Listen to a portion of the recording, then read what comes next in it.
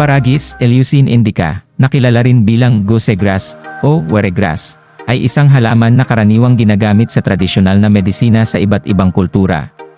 Narito ang ilan sa mga benepisyong pangkalusugan na karaniwang iniuugnay dito. 1. Natural na diuretiko. Tumutulong ang paragis na magpalabas ng sobrang tubig at asin sa katawan sa pamamagitan ng pag-ihi, kaya nakakatulong ito sa mga kondisyon tulad ng pamamaga, high blood pressure, at urinary tract infections.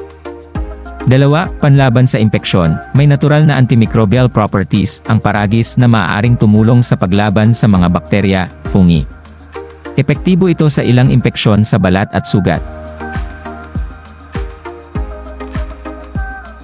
Pampababa ng lagnat. Ginagamit ang tsaa ng paragis bilang panlunas sa lagnat dahil pinaniniwalaang nakakatulong ito sa pagpapababa ng temperatura ng katawan.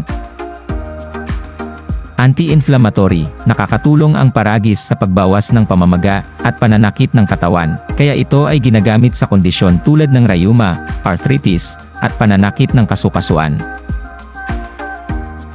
Pampalakas ng katawan. Mayaman ang paragis sa antioxidants na tumutulong sa paglaban sa free radicals at maaaring magbigay ng proteksyon laban sa iba't ibang sakit.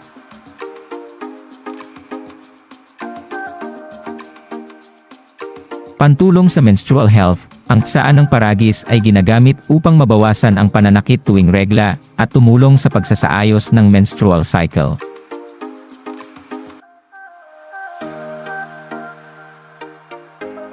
Tulong sa panunaw. Tumutulong ang paragis sa pagpapabuti ng panunaw at maaaring makatulong sa constipation o iba pang problema sa tiyan.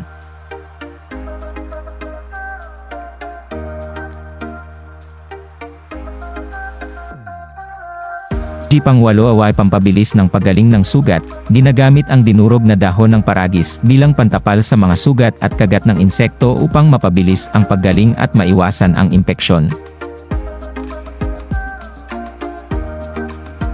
Paano gamitin ang paragis? Sa pakuluan ang mga dahon, ugat, o tangkay nito, at inumin bilang tsaa, pantapal, poultice. Durugin ang dahon at direktang ipahid sa balat, paligo. Ilagay ang pinakuluang paragis sa tubig na pampaligo para sa mga sakit sa balat o pananakit ng katawan.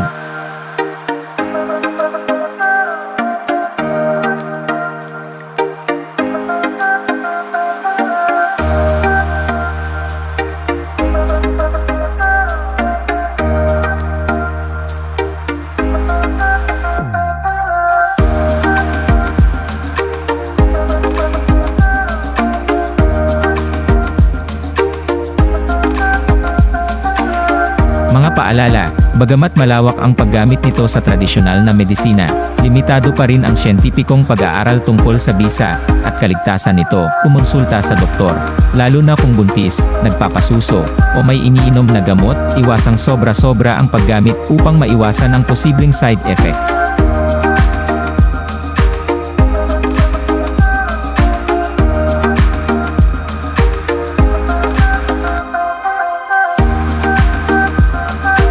Kung nagustuhan mo ang ating video, kindly like and subscribe para ganahan pa tayong gumawa ng makabuluhang mga videos. Maraming salamat po.